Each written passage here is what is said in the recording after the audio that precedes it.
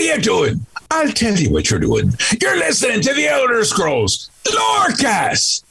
Either you are, or I'll be skipping rope with your entrails.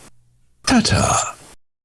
This podcast is brought to you by our patrons at patreon.com/Elder Scrolls Lorecast. Robots Radio. Games. Lore. Stories. Community. Just press play.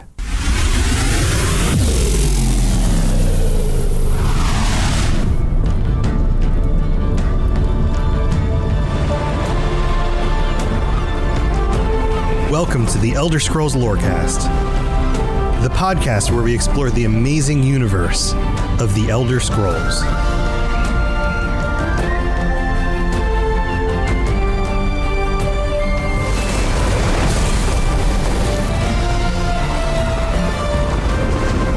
Adventurers, welcome back to the Elder Scrolls Lorecast. This is your host, Tom, or Robots. I'm here with Lotus of Doom. And Lotus, we have a very special guest today. It's true. It's not just me. It's not just you. It's not just like, well, you're the co-host. You're not a guest. We've been doing this podcast together for years, and I just realized that Lotus has been my guest every single episode. Spoiler alert, I'm actually not a co-host. I'm just the longest running guest on any podcast ever. That's amazing. Wow. Well, here, let's introduce him. Michael Zenke, Loremaster from ZeniMax Studios. I can't talk. My mouth is not working well. Welcome to the show. We're very excited to have you. Thank you for having me. Yeah. Good to be here. Yeah, we got to chat a little bit in Vegas. I think that's the first time you and I have officially met each other, although I've been a fan of the things you've been working on for a long time. And recently, we're able to set this up in order to have you on the show, and we've got Necrom coming in just a few weeks. Yes. So I mean, that's got to be exciting for you. I know every time your team rolls out a new set of content for the year, all that stuff. First of all, what's that like? I mean, let's just get into that a little bit. It never gets old. It is very much one of the reasons I'm still doing this. I've been doing this for over a decade, and that closing element where we all dig deep and get the thing out the door is absolutely it's a lot. It's a heck of a lot, but it's a really good experience. I know Tom Murphy, the lead, the design lead on this release, is still battening down the hatches, thanks to feedback and all other stuff. And but yeah, it's great to see this thing that's been in all of our heads now for the better part of a year become a real boy, which is delightful. A real boy, yeah, and we got a glimpse of it at ESO Vegas. We got to see a little bit more. You revealed some of it back in like January. We got a little bit more of a glimpse of what was coming. Some awesome panels going over the voice actors and some of the art direction and all of these other things. And so all of that was so awesome to be a part of. But Lotus and I have some other questions. We wanted to talk to you a little bit more about Hermeous Mora. Indeed. About Morrowind, the Necrom area and the peninsula, all of that. So here, let's get into it. So my first question, so seemingly everybody knows, because everybody and their mom, including mine, has played Skyrim. I did a series on YouTube and live streams where my mom would make the decisions, but I played the character. That's great. And it was amazing because they were very entertaining. There were moments that like viciousness came out of her, and I was like, I do not know who this woman is. This is amazing. But anyway, Hermeous Mora was a key character from the Dragonborn DLC for Skyrim. Right. What was it like for you personally getting to work to bring this character into ESO? Obviously, he's already been a part of ESO, but even more as like a bigger focus. Absolutely. So I mentioned Tom Murphy before. It's worth noting that my role in the team is very specific. I'm like sort of the in-house bard. I'm the support guy that a lot of people can tap into as a resource when they want to talk about new stuff or, hey, we want to do this slightly differently. Tom Murphy, the zone lead, my boss, Bill Slavacek, Rich Lambert, Jeremy Serra, they're the folks that kind of run the ship. And then the rest of the team, the writers and designers, animators, artists, world builders, they're the ones that really bring this whole thing kicking, screaming into the world, making it a real boy, right? Yeah. That incredible crew has it's been awesome to watch as they take old Squidface and turn him from this, very specific characterization, right, that we see in Skyrim, that we see in even the launch game of ESO, right, and translate him into this very new context. My part of that has been incredibly rewarding.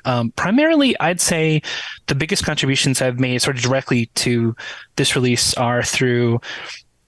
I was the writer for Xander Alcibiades, one of the companions, and then I worked very closely with Brian Wheeler on the Arcanist class. So those components and where it touched Hermeous Mora's many tentacles are sort of where I had a lot of like direct contribution. But like I said, as support guy, it's lots and lots of conversations about tentacles, lots of conversations about like, what the inevitable knower would like think about X, Y, or Z.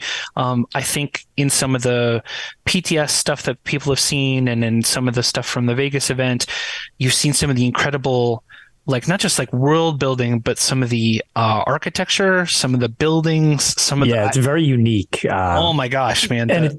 It's cool that you expanded so much on it from what we had seen prior to, where we've seen Apocrypha, like actually just going back to the Dragonbone expansion type of thing. Right. But there's so much more to it than those sort of, for lack of a better word, linear corridors that you were led down by exploring the Black Books. This is much more of the realm itself, like you guys have done with the other Daedric realms that we've seen. So absolutely right in Skyrim.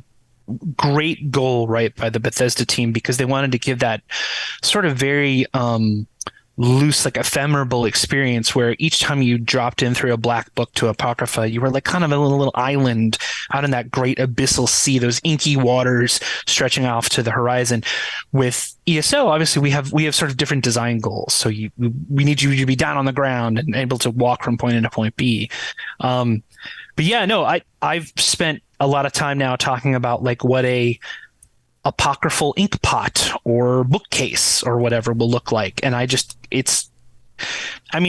art folks on Elder Scrolls Online have been knocking it out of the park for, the better part of a decade now. And this time I think they have outdone themselves. This is incredible. Yeah. So. Well, let's talk a little bit more about Apocrypha, because these Daedric realms are much more expansive than any one glimpse we've gotten in any of the games. According to the lore, there's always a lot more going on there than we know, right? And your team, like you mentioned, the team at ZOS is well known for taking the lore and these locations and characters and expanding on them in really fun and creative, and then also sometimes surprising ways. Sometimes we get a glimpse of something and surprising in a good way. Like we only have, it's like looking at something through a keyhole, right? Like we have this one little glimpse of Apocrypha from one DLC in one game in a series that has spanned going on 3 decades now. Right. And like you get a chance to show us more about what's going on in this world. So when it comes to a place like Apocrypha, what kinds of inspiration did you draw from in order to expand on this?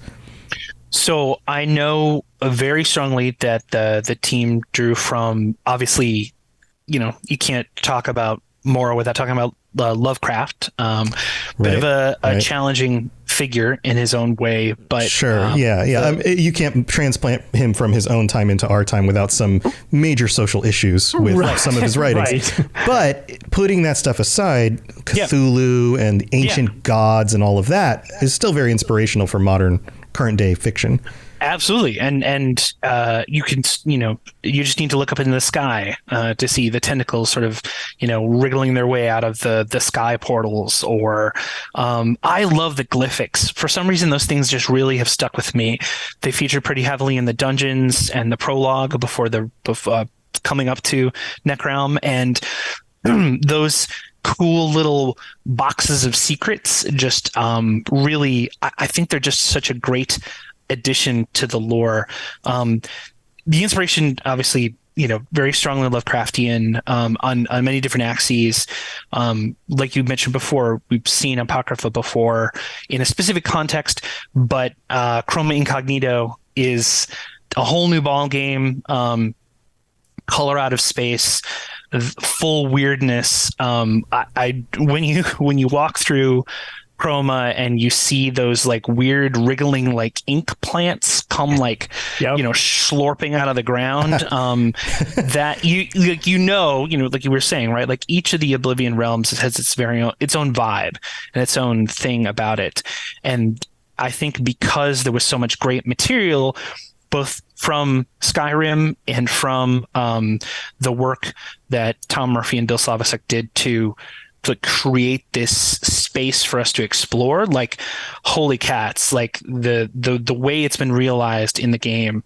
I can't wait for everybody to get a chance to get in there. The thing that I think I'm most excited about in terms of like Apocrypha specifically is we've never really seen how mortals specifically interact with the realm, right? Like Arcanists come directly from that notion. They're not beholden to Hermeous Mora. They draw their power from the Daedric realm. And so every Arcanist kind of has their own story that you as a player, right, you get to decide what that is. Like, what's my connection to this Daedric realm? The Ciphers of the Eye are a very interesting faction that work and exist in the realm of Apocrypha, and what's their deal, and why does Mora allow them to be there? And then of course there's like the downside of that, which is like if you spend too much time in Apocrypha, you end up as one of the Hushed, which is one of the new sort of creatures like scuttling around in Apocrypha. They don't have faces so much anymore. It's challenging. There's some challenging stuff. So yeah, watch out for a book that will take your face. That's my like takeaway for you. Oh God. Okay. As a person. It's a rough time. All right. Good note. Yeah. Yeah, no, I think you're onto something here, because one of the appeals of role-playing games is the ability to role-play your character in that world. Right. So to create an Arcanist and have your own backstory and your own connection to this realm and Hermeous Mora, and that's part of the fun. It's part of the fun of making these other characters and being in this place that is over the last decade has become more and more fleshed out with all of these different zones and all these interactions and all of that. So that part is really cool. But let's talk about a good old Herme. By his nature, he's very mysterious. Right. He's very knowing of, and also knowing of all sorts of kinds of knowledge. Very expansive, right? And without ruining too much, what can you share about our understanding of him and how that will change and grow? Because every time you take on one of these realms or one of the Daedric princes with a new story, we get a more fleshed out view of them. It becomes a little bit more three-dimensional. Well, yeah, I mean, in terms of like the whole book thing that's going on with this whole thing, it's like we get another chapter to whatever it is each time we kind of address this, which is one of the things that I'm so excited about with this is all my like favorite stuff. This is the year of Lotus. The running joke. I had a couple criticisms last year of like some of the combat things, and it felt like you guys took it personally and decided to give me literally everything I ever wanted the following announcement. Like, here you go, Lotus. Like, well, shut up. Thoughtful of you to give me everything I've ever wanted. So, well, I'm glad you're into it. Hermeous Mora. So, yeah, I mean, every time we get a chance to like bring a Daedric prince forward, right? It's about like what's our goal. I mentioned this a little bit at the Vegas event, but Herme actually showed up kind of like as an outgrowth, as a natural extension of the narrative that Bill and Tom and the other leadership folks were like honing in on. A secret so powerful it could unravel the universe. Yeah, that sounds like a Herme thing. Yeah, very much so. Yeah. Very much so. Yeah. And so with that as a thing that came, front and center, him sort of worming his way onto the stage, like getting his tentacles in the mix. That was like something that came as part of as the story developed, right? So the Hermeous Mora that we get to see in this release is substantively different in a lot of ways from the Mora that you've seen either in Skyrim, where he needs, a mortal's help, obviously, but as you can tell, there's a lot of baggage there, right? With how that story, how that narrative plays out. And right. then and it's also 2 ages of the world after the events that we're seeing in ESO. Right. So there probably has been some character development and experience that has happened Absolutely. I mean, Mora in particular, right? Like I would, I think we both in like lore previously and in the game now, we definitely have some conversations about like, does Mora engage with time, right? In the same way that a lot of other people do, right? That's a great question. That's yeah. One of his portfolios is fate, right? And so the threads of fate and how they play into both this story and then sort of where Mora's, I'm going to use the word head here, but it's like a metaphysical head, where Mora's head is in this narrative, right? That's a very specific place here for this release. So the Mora that you get to interact with is trying to find a way to engage with you as a mortal to a specific end, because of course that's what every Daedric prince wants. We don't get to talk to Daedric princes unless they want something, right? Like that's kind of how that goes. Right. And what they want isn't always clear or lines up with what we want or any of that. But I would say almost never. Yeah. Yes. Yeah. Even when you think it does, there's a lot of misdirection. Right. But one of the things that's really great about this context is so often the princes end up being, not the mustache twirling bad. I don't think we have really any like truly mustache twirling bad guys in ESO, but like they're pretty clearly on the bad guy side, right? Like when Molag Bal shows up, you know what he wants, right? Yeah, I was going to say, some of them are a lot easier to defend than others. Right, exactly. So Mora here in this context is much more of like as neutral as a Daedric prince kind of gets, right? Like in the original release of the game, we feature some fun, I would say more neutral interactions with Daedric princes as well. And it's more along that axis where you can kind of look at Mora's motivations and you can look at his actions and you can kind of apply some mortal logic and like morality to his choices in a way that I don't think, especially in Skyrim, right? Like in Skyrim, the stuff that Mora does is like is purposefully, I think, so inscrutable, right? And here, I think you get to get inside his head a little bit more. Now, is that because he wants you to be inside his head, or like what's the deal there? Anyway, so I'm just throwing out ideas. Right. Yeah, it's fun stuff. Yeah, what's the transaction going on? What's in it for him? There's what's always some type of payment. Yeah, one of the things Lotus and I have talked about with Hermeous Mora is that of all the Daedric princes, he's kind of like a force of nature. He's very close to just like sometimes the volcano erupts and it blows up your village, but it probably didn't have anything out for your village. It probably just did that because it's a volcano.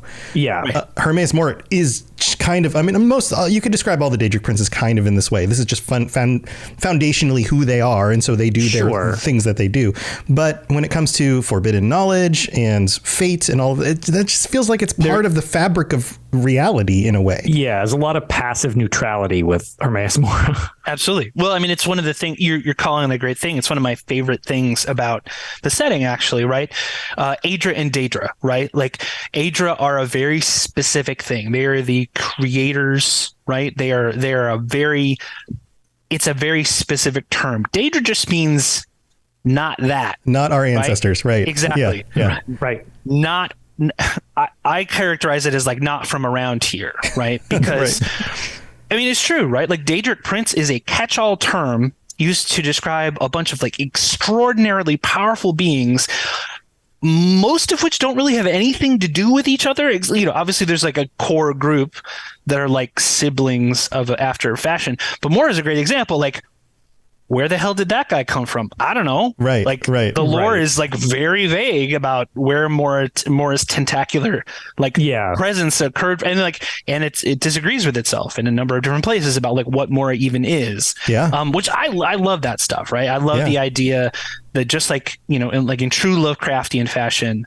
Mora might be from somewhere else, right? Yeah. He's here in our sort of sphere of influence in our world, but maybe not originally. So it's fun stuff. I love it. I agree with that. It's very cool just because it's even more gray than some of the other gray definitive things. It's like, well, there's not a lot of black and white when it comes to Elder Scrolls stuff.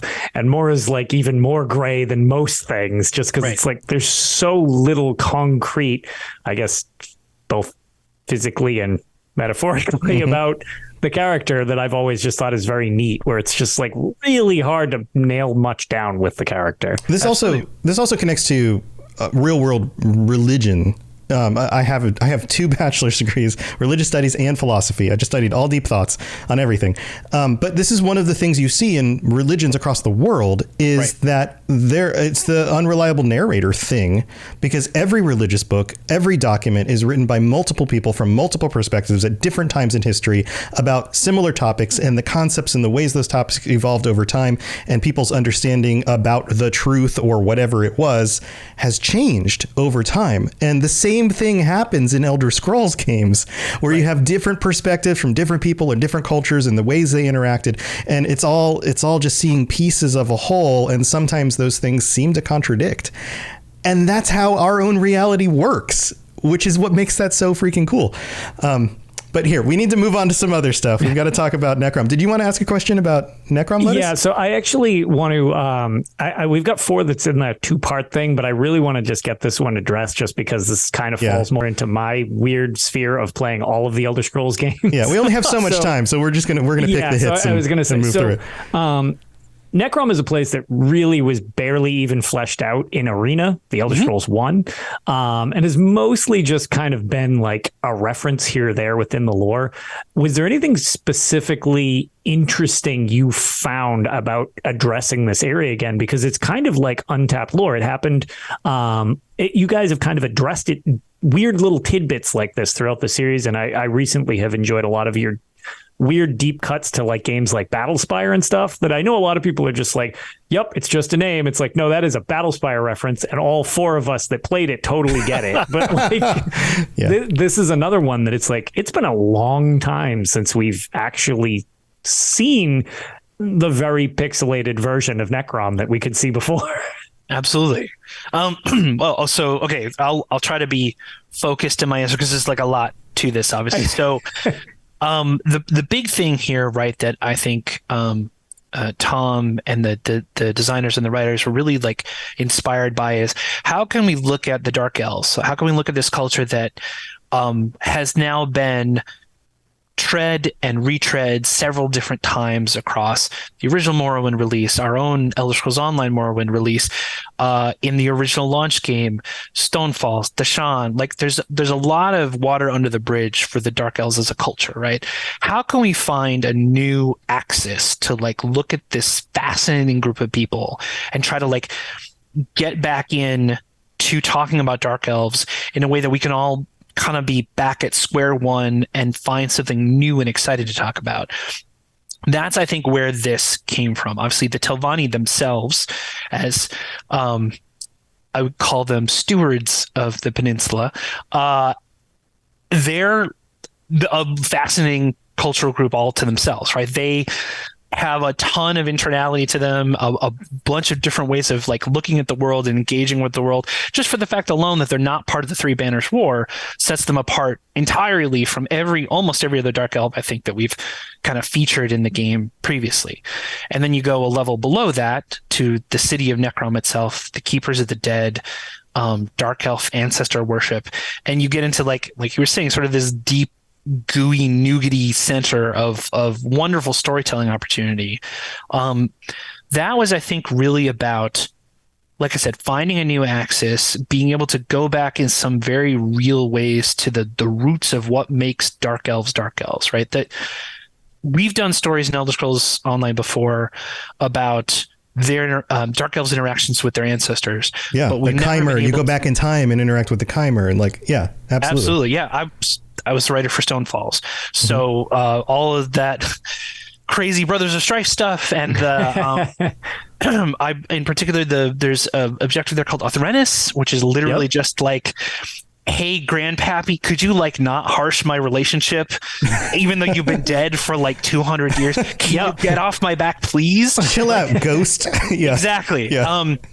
That's the kind of thing that, like, you know, as a storyteller, as a game designer, right, like just gets us super psyched up, right? And that's Necrom writ large, right? That Necrom is that element of their culture just stacked on top of itself. The very bones of the city itself, where did they come from? What's that? So to say this concisely, I think Necrom represents a host of new opportunities to talk about dark elf culture, a chance for everybody to kind of be, none of us can go back to that place we were before we played Morrowind for the first time, right? But something like that, right? Where we walk into Necrom and everything's weird and cool and you don't know what's going on again, kind of all over again. And that's what Necrom represents, I think, in this release for us. Yeah. So, okay. So as we're delving into this location, can you give us any specifics about how it feels different or how the society feels different? Right. Because we have had, other than the game Morrowind, and obviously having points where we've jumped back to the region throughout the series as a whole. Right. We had, the base game portions of Morrowind that were on the mainland. And then we had Morrowind, the chapter. So it was like the Vardenfell that we all knew from, those of us old enough to have played the Elder Scrolls 3. 20 years ago. Yeah. What?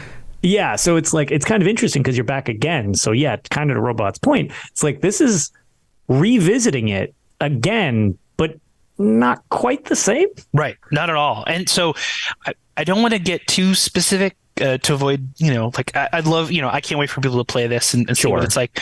But sure, to talk about some like high level cultural stuff. Sure. The interaction between tribunal clergy in particular and the keepers of the dead is something that we play with sort of front and center. That's a pretty, I think, pretty soon after walking into the city, that's sort of a narrative element you run into. And pretty much every other dark elf, right, that you've met in Elder Scrolls Online before, you could probably throw a rock and say like, they're probably follow the tribunal, right? They probably care about Almalexia. They probably care about Sothisil.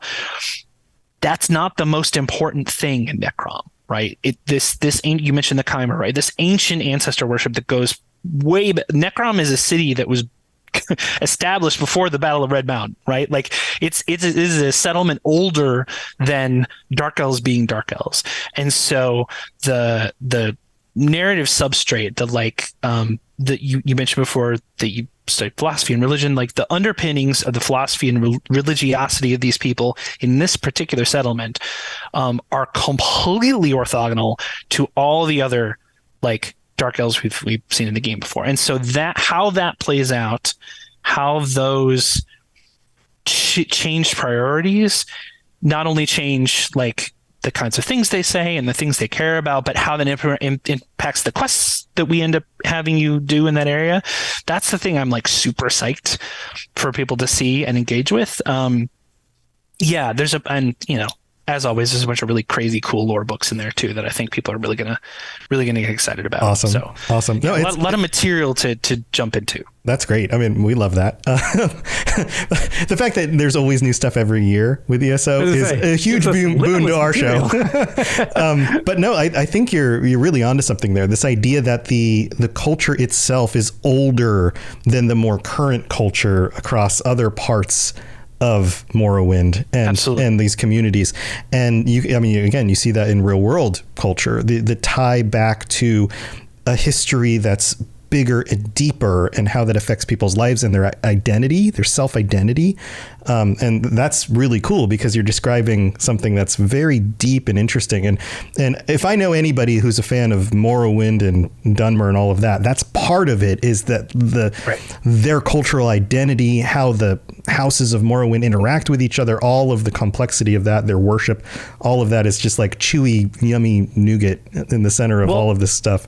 It's also interesting because even if you just take region by region, which is ironically what we've been doing over the past several episodes of the podcast, is jumping from region to region to just do an overview of each of the different areas around the continent, just taking place within Morrowind itself, you describing just how different Necrom is and the Telvanni Peninsula from, mainland, whether you're in Deshaan, going to, Moorhold or like the actual island of Ardenfell. Like these are all the same area, but they have their own unique twist to each of them. Yeah, like Florida and New York and Texas and California are all in the United States, but they're all very much their own cultures in different places. Really different.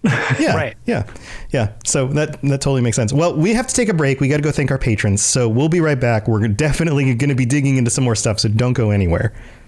This is Hermeous Mora, Dragonborn, and you are educating yourself to the Elder Scrolls Lorecast.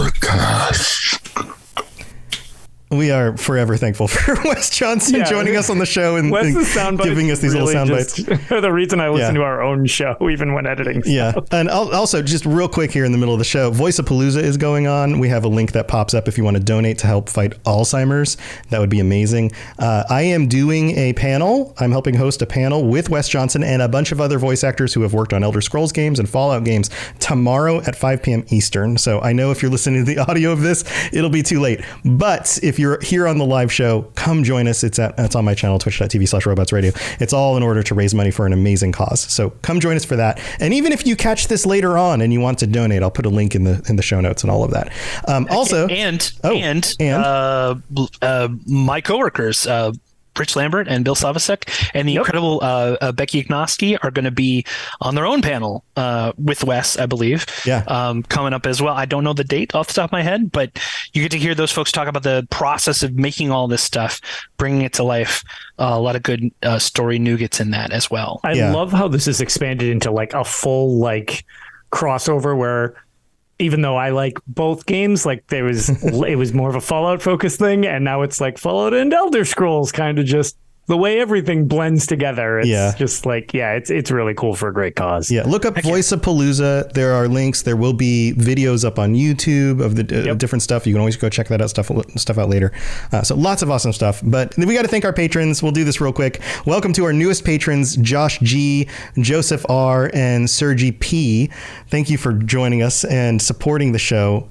We couldn't do this without you, so thank you very, very much. And shout outs to our Daedric Prince tier patrons, Jacob K, Kira C, and Noodle Al Dente. I haven't asked them. I've mentioned this, but I haven't found out specifically which Daedric Princes they are. But we've got 3 of them right here supporting the show.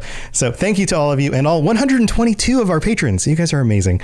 Everyone. Congrats, guys. Yeah. We've got some more reviews, but tell you what, I'm going to save those for next week so we can have as much time as possible to talk to the Loremaster here. So don't go anywhere. Let's continue the conversation. You're listening to the Elder Scrolls Lorecast, dear child of cities. That is why the Night Mother loves you. He did 3 of them, and I have to just put them all over the show because, Sweet mother. Sweet mother. She's quite the sweet mother. Okay, so let's talk a little bit about the Arcanist. This Arcanist class, obviously. I've heard of that. Yeah, I mean, it's the big thing. Everybody's so excited. Hey, they squeezed in a new class. Finally, we're getting a new class. This is awesome. Woo! Everybody gets excited, right? And it looks awesome. Like Lotus and I got to play it early at the event, and Lotus actually went to the other event. Yeah, the one in San Francisco where they let me play it for an irresponsible amount of time. Right, and now it's up on the PTS, so more people are trying it out. Now, this is a class that's clearly tied to the pursuit of hidden knowledge and Hermeous Mora in his realm, like you mentioned before, and we can roleplay our character origins and create our own headcanon for them.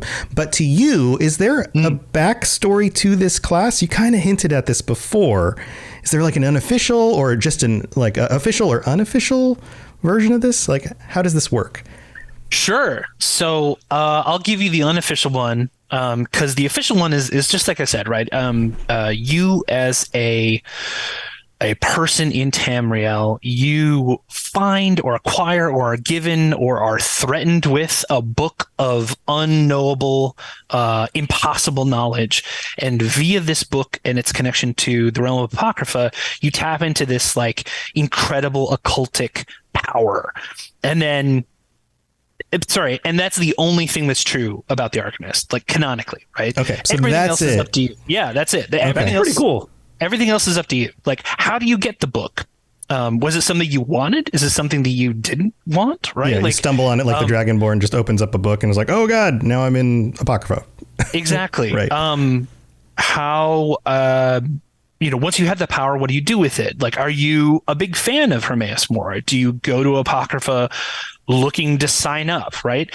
Do you secretly want to like tear him down or steal the secrets of Apocrypha for your own, right? Like, there's a lot of different, like, and this is me having spent like 5 seconds here describing this, and we're already talking like 30 or 40 different characters, right? Like it's one of the things I think is most exciting about Elder Scrolls characters, player characters, rather than any other RPG is like, there's no, I'm not going to sit here and tell you what a Templar is, right? Like, a Templar channels this beautiful, golden light, these powers. We very loosely suggest there may, if you so choose, be some connection to Stendarr if you want, but like, you and all of us sitting here and probably a lot of people listening know that the Aedra are extremely fickle. They don't talk to us, they don't engage with us anyone else. So like, all the time when I'm talking to my coworkers and we talk about lore, you were talking about the unreliable narrator earlier. The way that I frame that is like, in the grand tradition of the dude, that's just like your opinion, man. That's great. That's great. So like, if you want to tell me that you're a Templar that like channels Stendarr's wrath to like destroy the undead, I'll be like, that's great, man. I believe you. That's wonderful. Yeah. Yeah. Who's to say it's true, right? Right. Or maybe you were fooled by Azura and you think Azura is Stendarr. and anything in between, right? Like, there's a lot of beautiful, like, sort of discontinuity there, which is, I think, very wonderful and lovely. Unofficial canon, the thing that I have in my head is, have either of you ever read a series of novels called the Young Wizards series? There's by an author by the name of Diane Duane. No, okay. It's sort of Harry Potter before Harry Potter. It's a story of a young girl who finds a book in a public library. This is how old this book is. She finds a book in a public library, and she learns how to cast magic from it. It's a book called So You Want to Be a Wizard. And Diane Duane was originally a computer programmer before she became a full-time author. Very talented woman, wrote a bunch of the old Star Trek novelizations, especially the original series. And so her version of magic is like, basically it's like a computer programming language for the universe, where you can go in and change the values of a star to save it from like exploding and killing a bunch of people in a solar system. Like, that's tapping into the underlying code of reality. Exactly. Yeah. So that scene I described at the beginning of the novel, where the protagonist finds this book in the library, right? That was in my head the whole time that I was writing the Arcanist tooltips, that I was talking with the folks about the Arcanist, and that moment of discovery where you, as like a person outside a world of mystery, discover sort of this portal into the unknown. I read that book, I think, for the first time when I was like 8, maybe, and it had a dramatic impact on me. In fact, there is a segment very near the beginning of the novel that made me a writer, like full stop. Wow. It's a longer paragraph, but it basically posits the idea that wizards love words, and the ability to not fall asleep at night without reading a book first is one of the hallmarks of, hey, maybe you had the aptitude to become a wizard. And that hit me so hard in my little tiny Zenke like brain pan that I many years later became a writer because of that novel. And so, in all the tooltips and all the writing and all the conversations with the team, I had in my head that deep fundamental connection, that love of words and wordplay, and the power of like just inherent knowledge, right? Like the power of words. Yeah, I mean, words are a representation of knowledge. Exactly. Right. Like just trying to get that into every little iota of the Arcanist that I could. That's the unofficial canon of the class. That's pretty cool, just because I really like the way, like, I guess I hadn't really thought of it in regards to the other classes too, which you made reference specifically to the Templar, but I guess you could apply to any of them. It's kind of cool that, when creating these things, you have like, that's your unofficial headcanon for like the crafting of this one specifically. Right. But then it just gives you like this open RPG template to do what the player wants with it. So that's really cool that it's almost like just like here's the structure of the design, which has been such a long-standing thing with the series. But in the MMO regards, usually like you kind of have your staple setup, which has always been weird because I don't really play MMOs. People have been like, yeah, ESO's different because it doesn't really do that. You can be sort of like, well, anything can heal or damage or tank or whatever. And I'm like, oh yeah, okay, I guess that's pretty unique to this. Again, not having context outside that, but it's interesting to see that like it seems like a lot of the design around the classes in general are just like, yeah, no, everything is meant to just be like your base template that you make your thing out of, which is really cool. Absolutely. I mean, it's wise. That's how people are still playing Skyrim. And like I was talking with Rob the Princess, who's in chat. I was playing Skyrim on stream yesterday. I downloaded 1,800 mods in this mod installer pack, and somehow it doesn't crash and it just runs. And like there are other ways due to the mods that you don't have to be the Dragonborn. You can go do other things. But even in regular Skyrim, a lot of people will just play it where they're like, I'm not the Dragonborn. I'm something else. Right. The live another life thing or something like that. Right. They're just going to go do something else. And so that's the way people interact with these games. And clearly you all understand that. So when somebody logs into Elder Scrolls Online, they want to craft their own experience. They want to be who they want to be. Absolutely. I still to this day, it blows me away. I was no longer with the team when the Dark Brotherhood and Thieves Guild content was shipped in the game. But I got to tell you, I played every single bit of that top to bottom, stem to stern.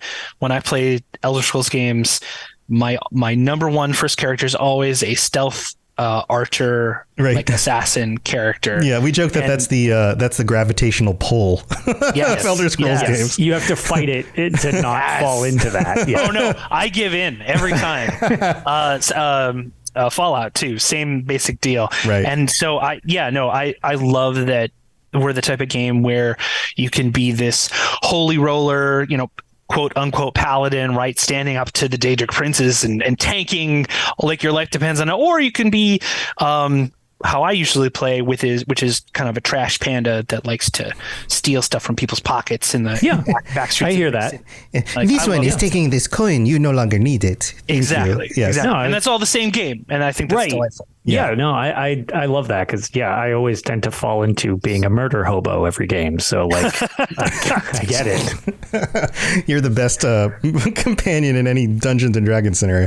Well, here we're getting close to the end of the show, and I don't want to keep you here too long. But I've got one final question, and this is something I posed to you in Vegas. Yes. So I raised this question. Okay, and obviously this is a metaphor, but it's a fun metaphor to play with. Let's say you meet a person who's a cat person. They have lots of cats. They have so many cats that they have, and they're also a fan of Elder Scrolls, and they have a cat for every Daedric prince. How many cats do they own? I believe, I apologize. I don't remember off the top of my head how many Daedric princes there are, but I think what we determined, right, was like, because when you talk about like Sheo versus Jiglag, right? Right. So what is that? Right. The real question is that it seems like there's more than what's supposed to be in there. If you do the hub and spokes thing, where you're like, okay, there's this many Aedra and there's this many Daedra. Yeah, but what about Sheogorath and Jiggalag? So so do they have a Sheogorath cat and a Jiggalag cat?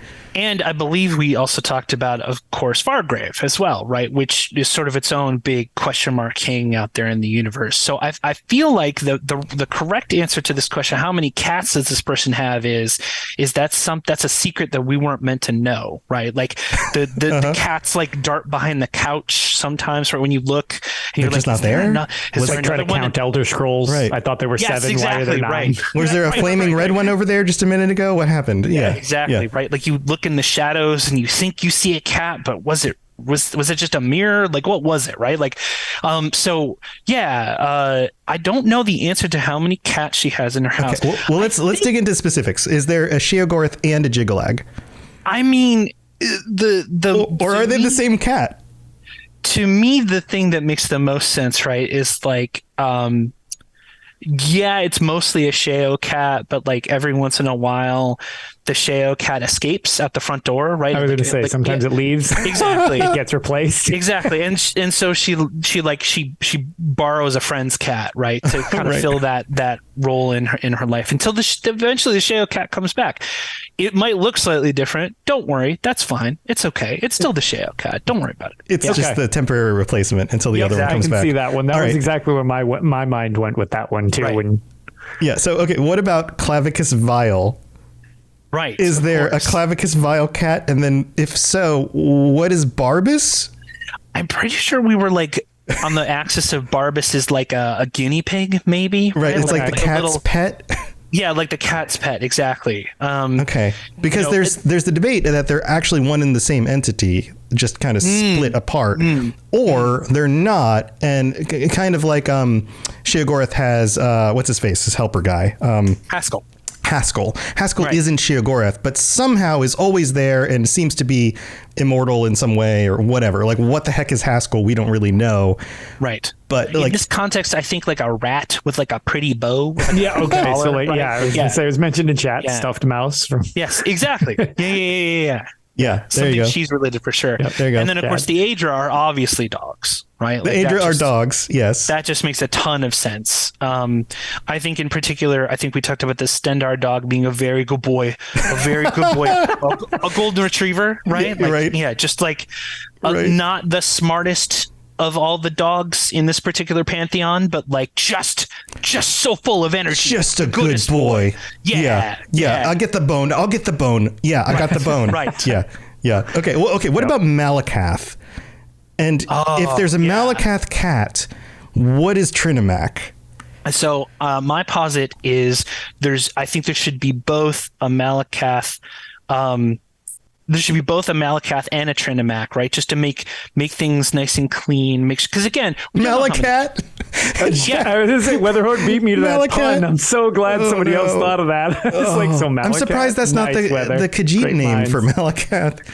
Oh man, Malacat. I was reminded that we have in the store the Catwell little cat, right? So yeah, that's puns. We're not above cat like animal puns in our world, right? Yeah, Malacat, Trinimac. I think they should be separate, right? Because we don't know how many cats there are in the house, right? And depending on who you are, you might want that good dog. You might be a dog person. You might be a cat person. I don't want to harsh anyone's groove there. Right. Okay. So here's another question. We talked about the Aedra. The Aedra are clearly dogs. The Tribunal. What are they?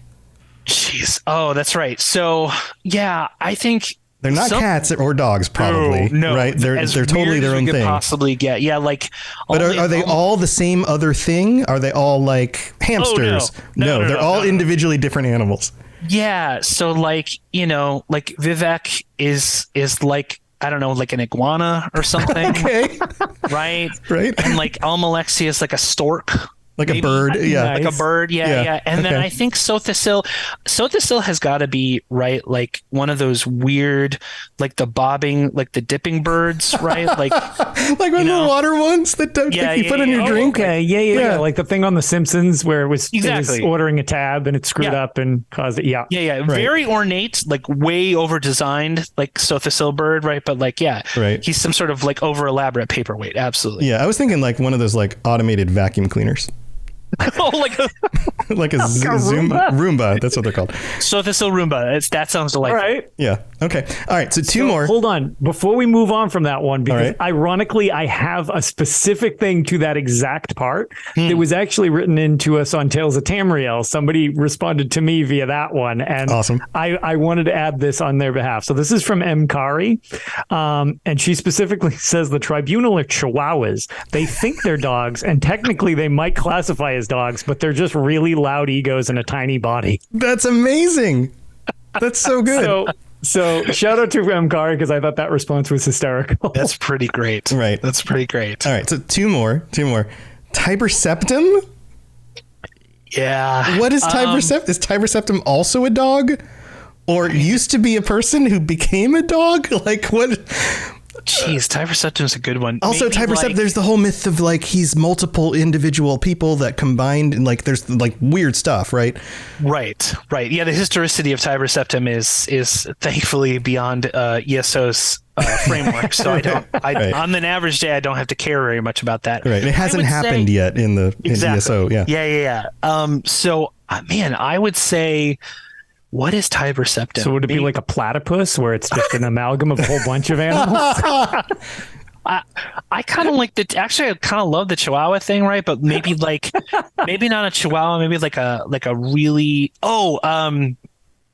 like a mutt, right? Like the many into one. Okay. Right. Uh-huh. Yeah. Uh-huh. And it's a little bit small. There's like some terrier in there. There's some corgi, right? Right. Like Yep. a lot of smaller dogs that think they're a big deal, right? And eventually, that corgi becomes a beautiful, I don't know, like Great Dane or some damn thing. Yeah. It's somehow evolved into a great deal. Wonderful. Yeah, exactly. That's amazing. All right. One left. Ebon Arm? Oh man. Ebon Arm is like the gets referenced in a lot of the really old lore. Yes, right. But then just like disappears. There's also a statue in ESO to Ebon Arm. Right. It's even just weirder. Totally just nobody talks about Ebon Arm. What the heck is Ebon Arm? What is Ebon Arm? I think Ebon Arm, I'm gonna go with like a hairless cat. Okay. Like in the neck of the, earlier we talked about how Daedric Prince is sort of a catch-all term, right? Mm-hmm. Like just a generic term. And I don't think Ebon Arm is a Daedric Prince, just to say that really clearly in case anyone thinks I'm writing lore out of my face right now. I'm not saying that. Right. I'm just saying for this metaphorical space we're playing in right now, right? Like a weird hairless cat. Right? Like fit a whole bunch of categories. Yeah, exactly. Yeah, not quite a dog. Hypoallergenic. Not really a cat. Not really a dog, not really a cat. Like doesn't trigger anyone's asthma. Like I think that's Ebon Arm. Okay. Nice. Awesome. I enjoy that Ebon Arm reference. That's great. Awesome. Okay. No, I mean, we could go further into this, but we got to wrap up the episode. Like, what are dragons? But we won't go there. Yeah. Oh my God. Some of those are great. But thank you for joining us. This has been awesome. Yeah, this is a lot of fun. Lotus and I are very excited about the new content, and we love Hermeous Mora and his forbidden knowledge. And I mean, what you're doing with this year's content is very much parts of Elder Scrolls that separates it from some other fantasies in very interesting and engaging ways. So, of course, we're going to be all over getting through the stories and learning as much as we can from the lore books and all of that. So thank you for being here. Is there anything else you want to share before we head out?